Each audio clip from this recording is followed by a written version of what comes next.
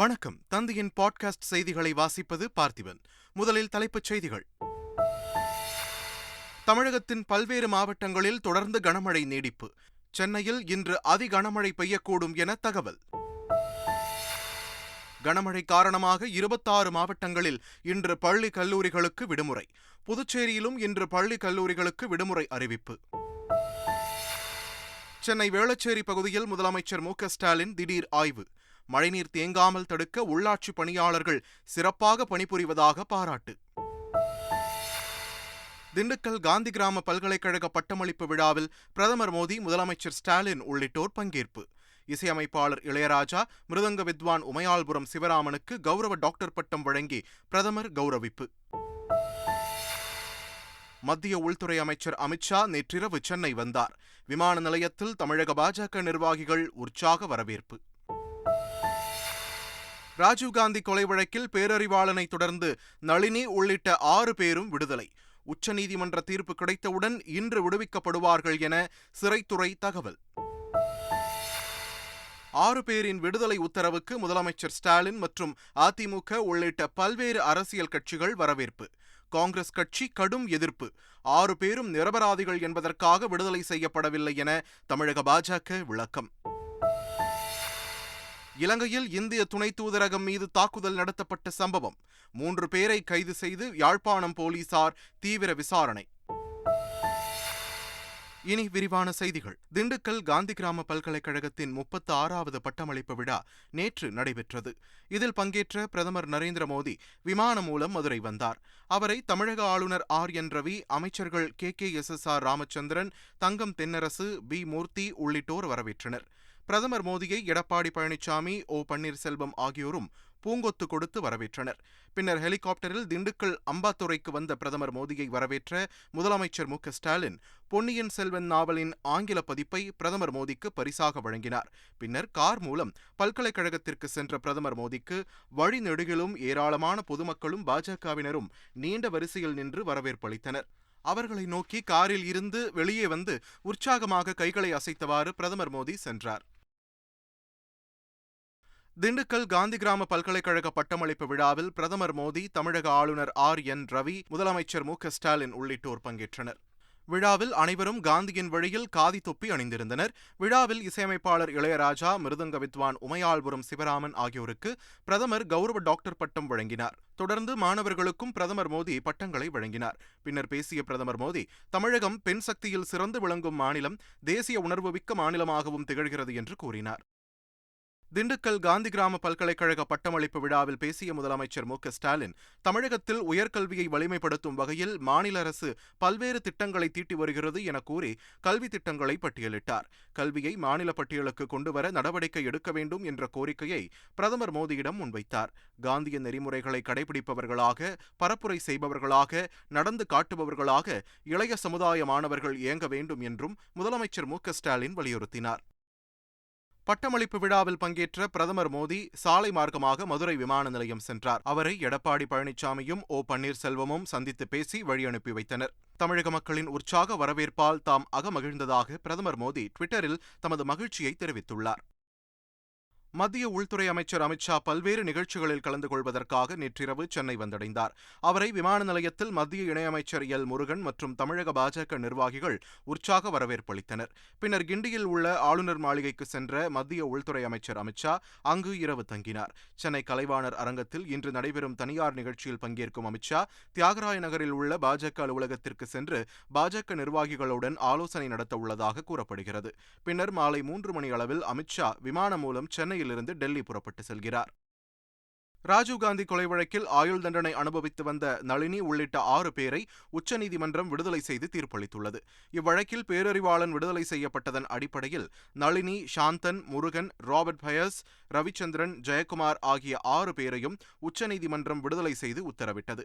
இதையடுத்து கடந்த 30 ஆண்டுகளுக்கும் மேலாக சிறை தண்டனை அனுபவித்து வந்த 6 பேரும் இமெயிலில் தீர்ப்பு கிடைத்தவுடன் இன்று விடுதலை செய்யப்படுவார்கள் என்று சிறைத்துறை வட்டாரங்கள் தெரிவித்துள்ளன.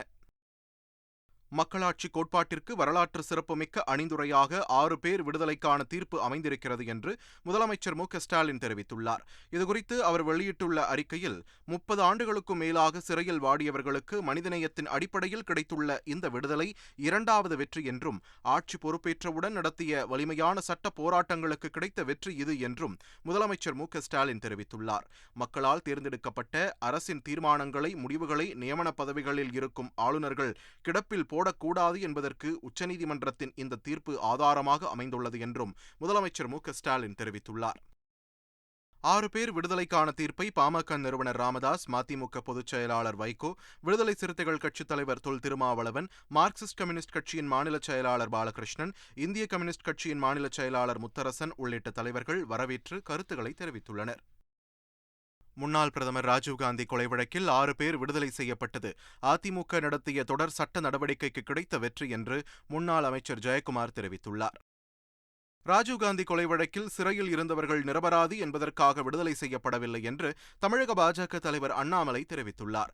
இது தொடர்பாக அவர் வெளியிட்டுள்ள அறிக்கையில், குற்றவாளி பேரறிவாளன் விடுதலையை காரணமாக காட்டி மற்ற 6 குற்றவாளிகள் விடுதலை செய்யப்பட்டுள்ளதாக தெரிவித்துள்ளார். அவர்கள் நிரபராதிகள் என்பதற்காக விடுதலை செய்யப்படவில்லை என்பதை மக்களுக்கு தெளிவுபடுத்த விரும்புவதாகவும் அண்ணாமலை குறிப்பிட்டுள்ளார். தமிழ்நாட்டை தற்போது விடுதலை செய்யப்பட்டுள்ள வெளிநாட்டவருக்கு புகலிடம் ஆக்கிட வேண்டாம் என்றும் அண்ணாமலை கேட்டுக் கொண்டுள்ளார். ராஜீவ் கொலை வழக்கில் மீதமுள்ள 6 பேரையும் விடுதலை செய்வதாக கோரி உச்சநீதிமன்றம் அளித்துள்ள தீர்ப்பிற்கு காங்கிரஸ் கடும் எதிர்ப்பு தெரிவித்துள்ளது. இது தொடர்பாக கருத்து தெரிவித்துள்ள காங்கிரஸ் கட்சியின் செய்தி தொடர்பாளர் ஜெயராம் ரமேஷ், ராஜீவ்காந்தியை கொன்ற 6 பேரை விடுதலை செய்வதாக உச்சநீதிமன்றம் அளித்துள்ள தீர்ப்பு ஏற்கத்தக்கதல்ல என்று தெரிவித்துள்ளார். நியமன பதவியில் இருப்போர் மாநில அரசின் முடிவுகளுக்கு இடையூறு செய்வதை நிறுத்திக் கொள்ள வேண்டும் என்று மக்கள் நீதி மய்யம் கட்சித் தலைவர் கமல்ஹாசன் தெரிவித்துள்ளார்.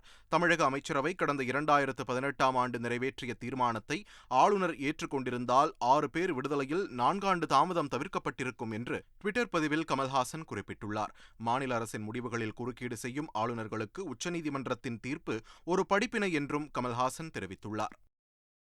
2030ஆம் ஆண்டிற்குள் தமிழகத்தின் மின் உற்பத்தி திறன் 65,367 மெகாவாட்டாக உயரும் என்று முதலமைச்சர் ஸ்டாலின் தெரிவித்துள்ளார். கரூரில் 50,000 விவசாயிகளுக்கு இலவச மின் இணைப்பு வழங்கும் திட்டத்தை முதலமைச்சர் ஸ்டாலின் தொடங்கி வைத்தார். அப்போது விவசாயிகளுக்கு இலவச மின் இணைப்பு ஆணையை முதலமைச்சர் ஸ்டாலின் வழங்கினார். பின்னர் பேசிய முதலமைச்சர் ஸ்டாலின், தமது தலைமையிலான அரசு பொறுப்பேற்று 15 மாதங்களில் 1,50,000 லட்சம் விவசாயிகளுக்கு இலவச மின் இணைப்பு வழங்கப்பட்டுள்ளதாக பெருமிதம் தெரிவித்தார்.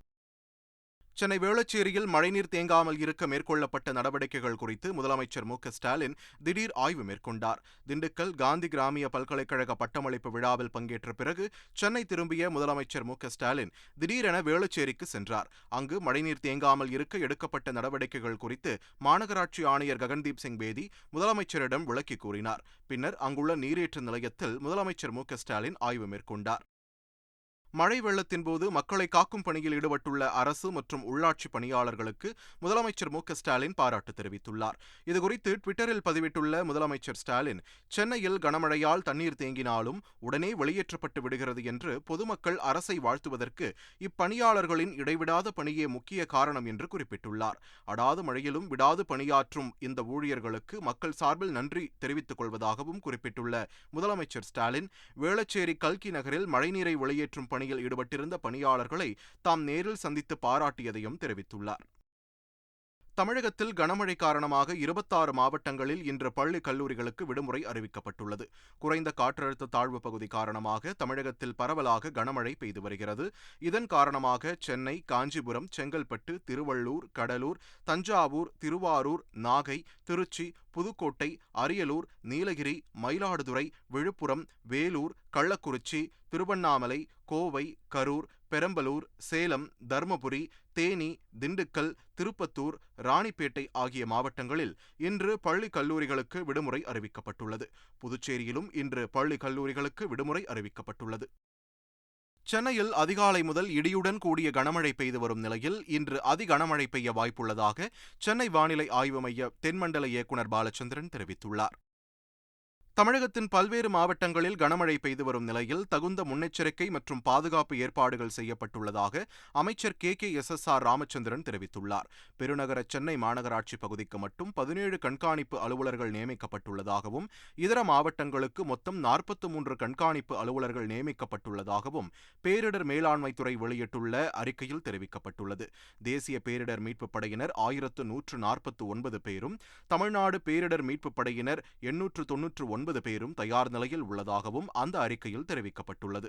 121 பல்நோக்கு பாதுகாப்பு மையங்களும் 5093 நிவாரண முகாம்களும் தயார் நிலையில் உள்ளதாகவும் பேரிடர் மேலாண்மைத்துறை தெரிவித்துள்ளது. மைசூரு சென்னை சென்ட்ரல் இடையேயான வந்தே பாரத் ரயில் சேவையை பிரதமர் மோடி நேற்று பெங்களூருவில் கொடியசைத்து தொடங்கி வைத்தார். இதனைத் தொடர்ந்து வந்தே பாரத் ரயில் காட்பாடி அரக்கோணம் வழியாக சென்னை வந்தடைந்தது. சென்னை சென்ட்ரல் ரயில் நிலையத்திற்கு வந்தடைந்த வந்தே பாரத் ரயிலை பள்ளி மாணவர்கள் தேசிய கொடி அசைத்து வரவேற்றனர். அப்போது ரயிலின் மீது பூக்களும் தூவப்பட்டன. பிரதமர் மோடி தொடங்கி வைத்த மைசூர் சென்னை இடையேயான வந்தே பாரத் ரயிலில் பயணித்தது மகிழ்ச்சி அளிப்பதாகவும் ரயிலில் வசதிகள் சிறப்பாக உள்ளதாகவும் பயணிகள் தெரிவித்துள்ளனர். உண்மையாலுமே எல்லா ஃபெசிலிட்டியும் ஃபர்ஸ்ட் கிளாஸாக இருக்குது. இந்த வண்டியில் ஃபேரும் கம்மி, மக்களுக்கு ரொம்ப பயனுள்ளதாக இருக்கும். இது இந்த விஷயத்தில் எந்த சந்தேகமும் கிடையாது. மோடிஜி வந்து ரொம்ப நல்ல வண்டிங்க தமிழ்நாட்டுக்கு கொடுத்துருக்காரு. மைசூர் டு சென்னை, சென்னை டு மைசூர் அருமையான. இதனிடையே வரும் மே மாதம் முதல் வந்தே பாரத் ரயில் 130 கிலோமீட்டர் வேகத்தில் இயக்கப்படும் என்று சென்னையில் செய்தியாளர்களிடம் பேசிய தெற்கு ரயில்வே பொது மேலாளர் RN சிங் தெரிவித்துள்ளார். துபாயில் இருந்து கடத்தி வரப்பட்ட 5 கிலோ 267 கிராம் தங்கத்தை சென்னை விமான நிலையத்தில் சுங்கத்துறை அதிகாரிகள் பறிமுதல் செய்தனர். இது தொடர்பாக துபாயில் இருந்து விமானத்தில் வந்த சென்னை மற்றும் ராமநாதபுரத்தைச் சேர்ந்த 6 பேரை கைது செய்து அதிகாரிகள் அவர்கள் உள்ளாடை மற்றும் அட்டை பெட்டிகளில் மறைத்து கடத்தி வந்த 2,35 லட்சம் ரூபாய் மதிப்பிலான தங்கத்தையும் பறிமுதல் செய்தனர். இதேபோல் திருச்சி விமான நிலையத்தில் 21 லட்சம் ரூபாய் மதிப்பிலான 450 கிராம் கடத்தல் தங்கம் பறிமுதல் செய்யப்பட்டது. ஹிமாச்சல பிரதேசத்தில் சட்டப்பேரவைத் தேர்தல் இன்று ஒரே கட்டமாக நடைபெற்று வருகிறது. 68 தொகுதிகளை கொண்ட ஹிமாச்சல பிரதேசத்தில் மொத்தம் 412 வேட்பாளர்கள் சட்டப்பேரவைத் தேர்தலில் போட்டியிடுகின்றனர். ஆளும் பாஜகவும் காங்கிரஸ் கட்சியும் அனைத்து தொகுதிகளிலும் போட்டியிடுகின்றன. ஆம் ஆத்மி கட்சி 67 தொகுதிகளில் வேட்பாளர்களை நிறுத்தியுள்ளது. இது தவிர பிற கட்சிகளும் வேட்பாளர்களை நிறுத்தியுள்ளன. இன்று பதிவாகும் வாக்குகள் வரும் டிசம்பர் 8ஆம் தேதி எண்ணப்பட்டு முடிவுகள் அறிவிக்கப்பட உள்ளன. தேர்தலை ஒட்டி மாநிலம் முழுவதும் பலத்த பாதுகாப்பு ஏற்பாடுகள் செய்யப்பட்டுள்ளன. ஒடிசா மாநிலம் புவனேஸ்வரில் தாம் படித்த பள்ளிக்கு குடியரசுத் தலைவர் திரௌபதி முர்மு சென்றார். அங்கிருந்த ஆசிரியர்கள் மற்றும் மாணவ மாணவிகளுடன் தமது பள்ளிப்பருவ நினைவலைகளை குடியரசுத் தலைவர் திரௌபதி முர்மு பகிர்ந்து கொண்டார். 8ஆம் வகுப்பு முதல் 11ஆம் வகுப்பு வரை அந்த பள்ளியில் படித்த குடியரசுத் தலைவர் திரௌபதி முர்மு பள்ளி விடுதியில் தாம் தங்கியிருந்த அறையில் சிறிது நேரம் அமர்ந்து பழைய நினைவுகளை எண்ணி உணர்ச்சி வசப்பட்டார். பின்னர் விடுதி வளாகத்தில் மரக்கன்று ஒன்றையும் குடியரசுத் தலைவர் திரௌபதி முர்மு நட்டு வைத்தார்.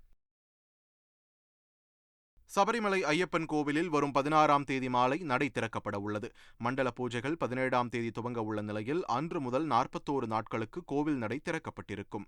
ஏராளமான பக்தர்கள் கோவிலுக்கு வருவார்கள் என்று எதிர்பார்க்கப்படும் நிலையில் சபரிமலை ஐயப்பன் கோவிலில் கூடுதல் பாதுகாப்பிற்கு ஏற்பாடுகள் செய்யப்பட்டுள்ளன.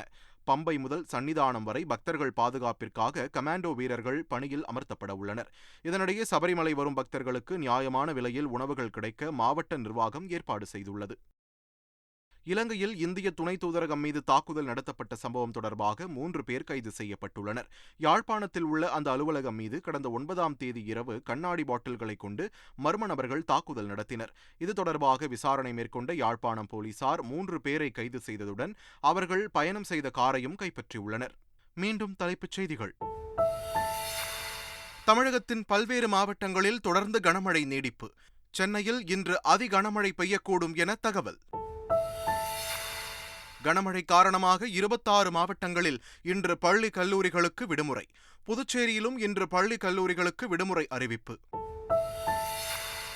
சென்னை வேளச்சேரி பகுதியில் முதலமைச்சர் மு.க.ஸ்டாலின் திடீர் ஆய்வு.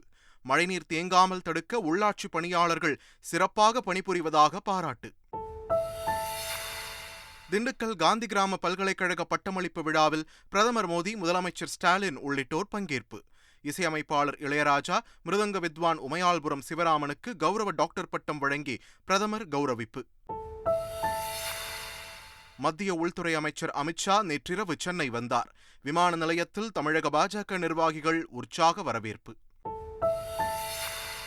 ராஜீவ்காந்தி கொலை வழக்கில் பேரறிவாளனை தொடர்ந்து நளினி உள்ளிட்ட 6 பேரும் விடுதலை. உச்சநீதிமன்ற தீர்ப்பு கிடைத்தவுடன் இன்று விடுவிக்கப்படுவார்கள் என சிறைத்துறை தகவல். 6 பேரின் விடுதலை உத்தரவுக்கு முதலமைச்சர் ஸ்டாலின் மற்றும் அதிமுக உள்ளிட்ட பல்வேறு அரசியல் கட்சிகள் வரவேற்பு. காங்கிரஸ் கட்சி கடும் எதிர்ப்பு. 6 பேரும் நிரபராதிகள் என்பதற்காக விடுதலை செய்யப்படவில்லை என தமிழக பாஜக விளக்கம். இலங்கையில் இந்திய துணை தூதரகம் மீது தாக்குதல் நடத்தப்பட்ட சம்பவம். 3 பேரை கைது செய்து யாழ்ப்பாணம் போலீசார் தீவிர விசாரணை. இத்துடன் தந்தையின் பாட்காஸ்ட் செய்திகள் நிறைவு பெறுகின்றன.